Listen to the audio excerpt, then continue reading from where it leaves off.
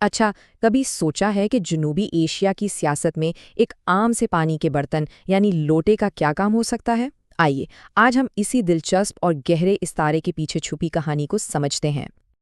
اب دیکھیں، یہ تعلق سننے میں شاید تھوڑا عجیب لگے، لیکن حقیقت یہ ہے کہ روزمرہ استعمال کی یہ عام سی چیز ایک بہت بڑی سیاسی حقیقت کو سمجھنے میں ہماری مدد کرتی ہے۔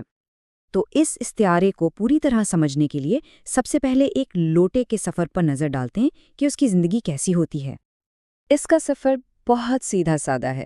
یہ فیکٹری میں بنتا ہے، پھر دکان پر بکنے کے لیے پہنچتا ہے، اس کے بعد باتھ روم میں ایک خاص مقصد کے لیے استعمال ہوتا ہے، اور آخر کار جب اس کی ضرورت نہیں رہتی تو اسے سیدھا کوڑے دان میں پھینک دیا جاتا ہے۔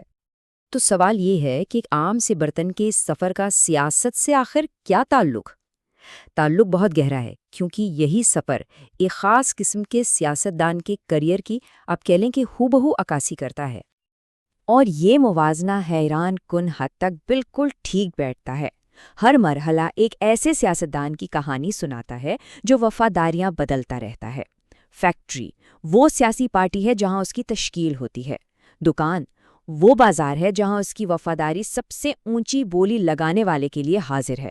باتھ روم وہ نئی پارٹی ہے جس کے مفادات کی وہ کچھ عرصے خدمت کرتا ہے۔ اور آخر میں کوڑے دان یعنی سیاسی گمنامی، جہاں اس کی اہمیت ختم ہو جاتی ہے۔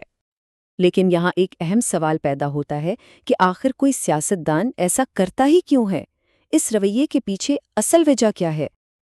اور یہیں پر سب سے اہم نقطہ سامنے آتا ہے۔ یہ جو سیاسی وفاداریاں ہیں نا، یہ نظریات یا اصولوں کی بنیاد پر نہیں بدلی جاتی۔ ان کے پیچھے صرف اور صرف ایک ہی محرک ہوتا ہے: ذاتی مفاد، یعنی پیسہ، کوئی بڑا عہدہ یا پھر طاقت کا حصول۔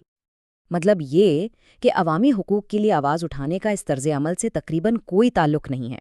یہاں وفاداری کی تبدیلی صرف ذاتی فائدے کے لیے ہوتی ہے، عوامی خدمت کے جذبے سے نہیں۔ تو یہ صرف ایک دلچسپ موازنہ نہیں ہے، یہ استعارہ دراصل ہمارے سیاسی کلچر پر ایک بہت گہری تنقید ہے۔ اور اسی طرح سیاسی لوٹا کی یہ اصطلاح سیاسی موقع پرستی اور بے اصولی کو بیان کرنے کا ایک بہت طاقتور ذریعہ بن گئی ہے۔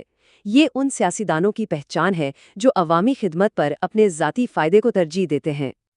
اور یہ سب کچھ ہمیں ایک آخری سوچ کے ساتھ چھوڑ جاتا ہے: کیا سیاسی اصول ذاتی فائدے سے زیادہ اہم ہے؟